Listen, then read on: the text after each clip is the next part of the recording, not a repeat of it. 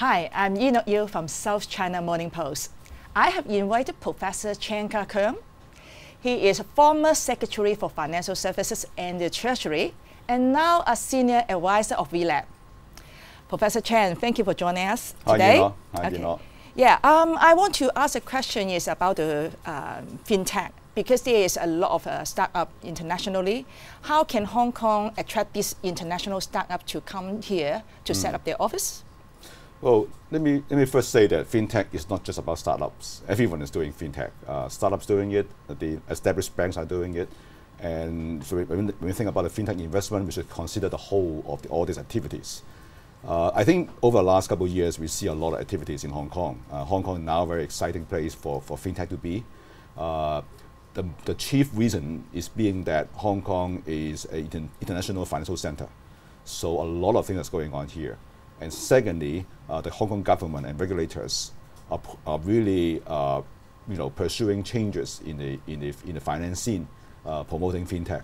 So much of the investment are coming to Hong Kong from the startups, from the established banks.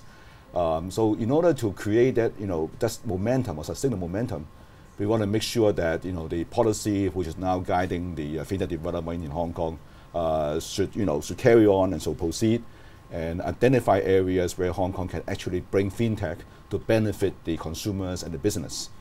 So we talk about fintech so much. Now the question is how do we bring technology to the level where the consumers can benefit? When we do that, then the fintech will stay and stick. And how can we bring these Greater Bay Area companies to the international investor? Of course, I think a lot of this have to happen before we see this dream come true. So when we look at the Greater Bay Area, we really have to focus on what kind of change in the financial market access that we can actually open up under the CEPA or the Greater Bay Area framework, so that the Hong Kong companies can actually do something to benefit the trade between the Greater Bay Area and the overseas world. So what happened is that you need to have a real economy or real trade and real financial services that Hong Kong companies can serve. You get that one right, then you actually attract both the Hong Kong companies and international companies coming to this Greater Bay Area, and then to scale up. I'll give you one example. Okay, I'm an advisor to VLab. VLab is a small Hong Kong fintech company, but we actually employ 700 employees in Shenzhen. So we started in Hong Kong, and we use the Greater Bay Area to get into the Chinese consumer market.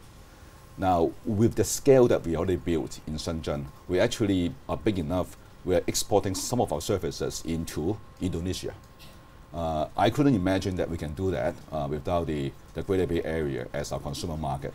But because of the Greater Bay Area, because of Hong Kong regulatory experience, we actually can really scale enough up that we can actually bring our services overseas. Hong Kong regulation is a very important brand. So if we can actually get Hong Kong companies with the Hong Kong brand, with the market size that we can build with the right policy framework in the Greater Bay Area, then we can compete. I think a lot of the companies, a lot of countries around the region are looking at Hong Kong for guidance, for examples. The next big thing in the banking industry in Hong Kong in 2019 is the HKMA will issue the first virtual bank license in the first quarter, which means the bank without any physical branch, but just operate purely online or by the mobile phone app. How do you think the virtual bank will affect the banking landscape as a whole in Hong Kong? Well, number one, I think Hong Kong MA has done a tremendous job by bringing this to the Hong Kong banking scene. Now, of course, when you ask the question, what is virtual banking? How is it different from traditional banking? In a way, traditional banking can always carry on banking services on your mobile phone. So I think what Hong Kong MA is trying to achieve is to have, the new kind of players, more strong in technology and more strong in focusing on the consumer experience, and try to be bringing the banking products to the consumers or the business. Now, I I do not know how this will play out. I think that you will see, because everyone was trying to really figure out how to really do the best in terms of getting the technology to the marketplace. But I think what I can expect is that there will be tremendous excitement and innovations happening in the scene. So I'm hoping that there will be innovations. I'm hoping that we will see something that the traditional banking sectors in the past could not provide. But I'm sure that with virtual bankings arriving in Hong Kong, both the new virtual banks and the older, more established banks will actually try to compete to bring innovation to the consumers, and there will be a win for everybody in Hong Kong.